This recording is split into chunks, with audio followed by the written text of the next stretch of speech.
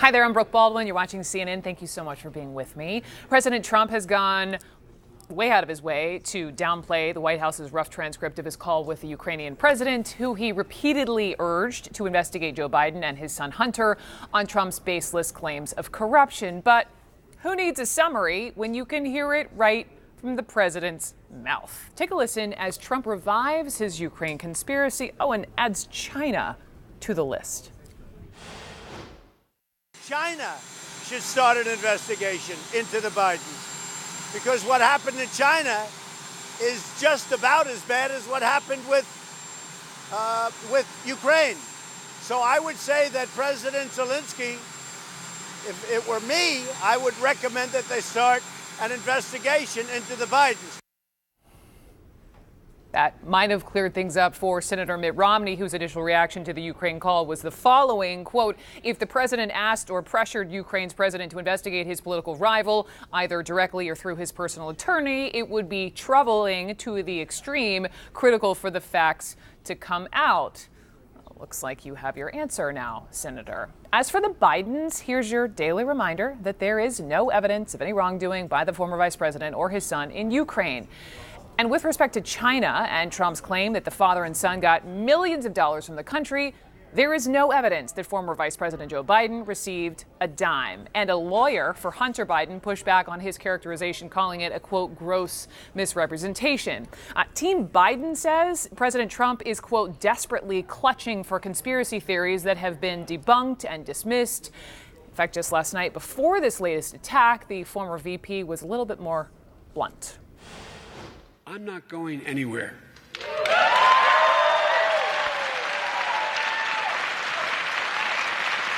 You're not going to destroy me, and you're not going to destroy my family. CNN's Jeremy Diamond is at the White House for us this afternoon. And Jeremy, it seems what the president had to say about China will only make things more difficult over there at the White House?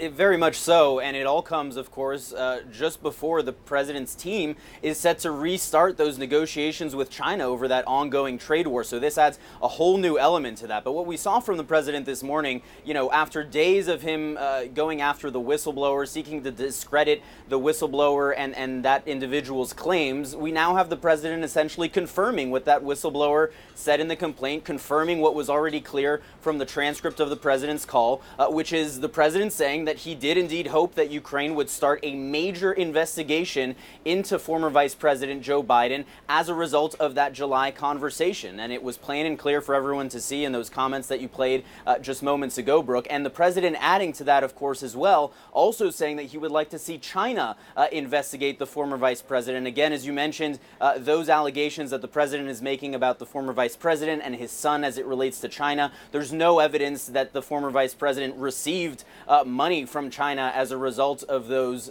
business dealings. But what we're seeing here, Brooke, really is, despite the fact that the White House does not have a war room on impeachment, that there is no clear overarching message that we're hearing from the White House, we're seeing the president really taking the mantle here and running the strategy himself. And that is simply to say whatever is on his mind, it seems, at the moment, and perhaps to put all of this out in public, as if to say it publicly rather than in a secret telephone conversation with another world leader would somehow normalize the behavior and make it more acceptable. But as you said, for those senators who were wondering what the president exactly was saying and what his intentions were behind that ask to the Ukrainian president, it's now out in the open and very clear to see. Brooke? Yeah, he's basically like, China, if you're listening, in front of all the news cameras for the world to see. Jeremy Diamond, thank you very much. Jim Baker is the former FBI general counsel, as well as the director of national security and cybersecurity at the R Street Institute. He is also a CNN legal analyst. And so, Jim Baker, a pleasure, sir. I mean, what we witnessed today from the White House from this president,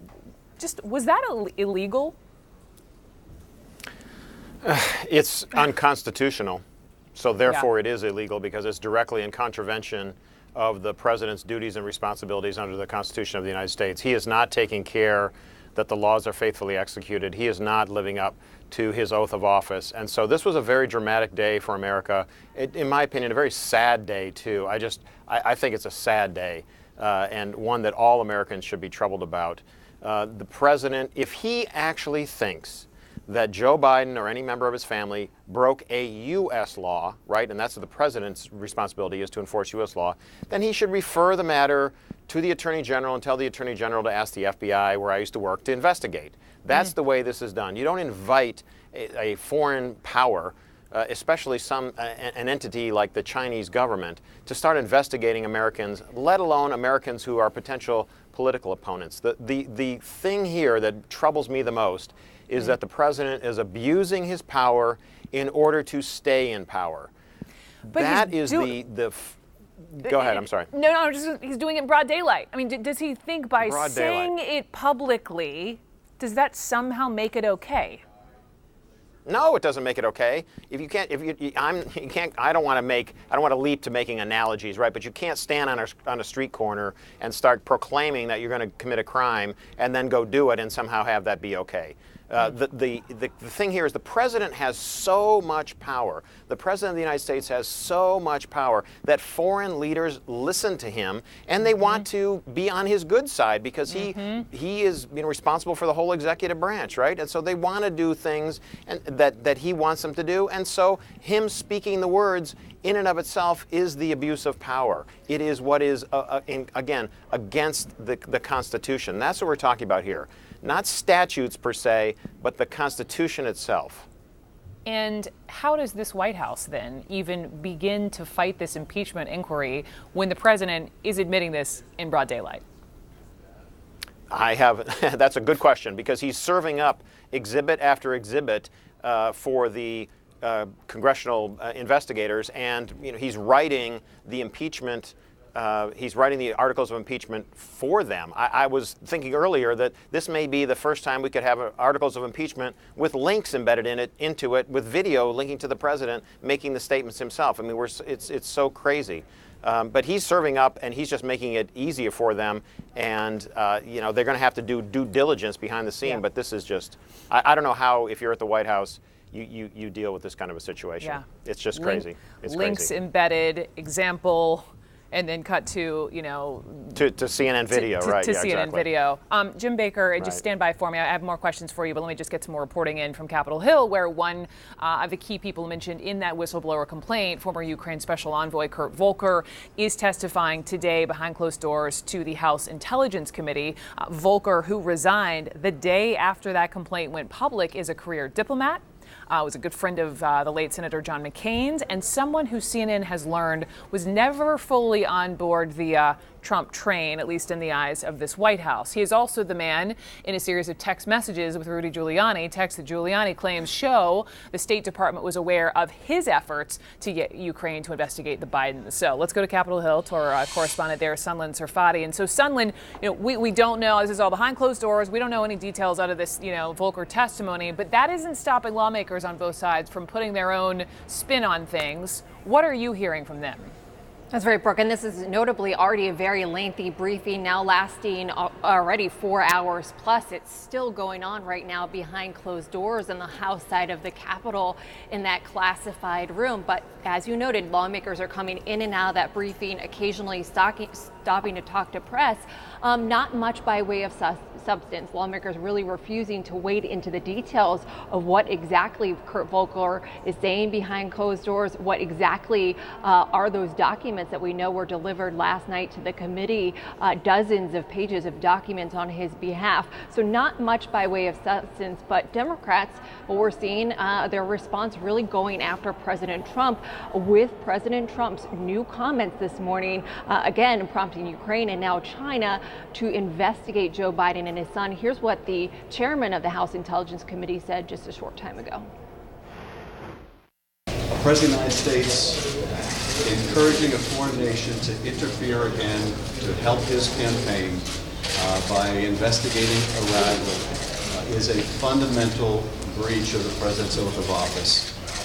It endangers our elections, it endangers our national security. It ought to be condemned by every member of this body.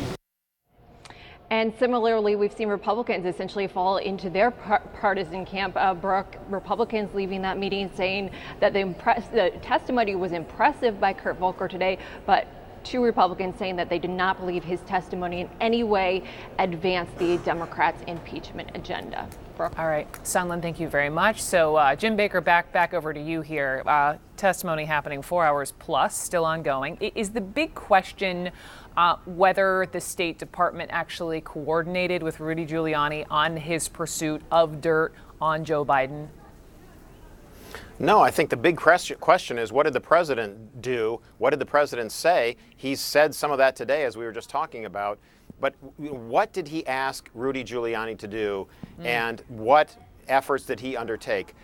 The president, under the Constitution, the president does have authority broadly to conduct the foreign relations of the United States. If he thinks that some type of personal emissary would do a job more effectively than perhaps a State Department diplomat, then he likely has the power to do that. So that's not, to me, the big issue here. The issue is, what did they actually say? What were they trying to get Ukrainian authorities to do? And was that a violation of the president's oath of office?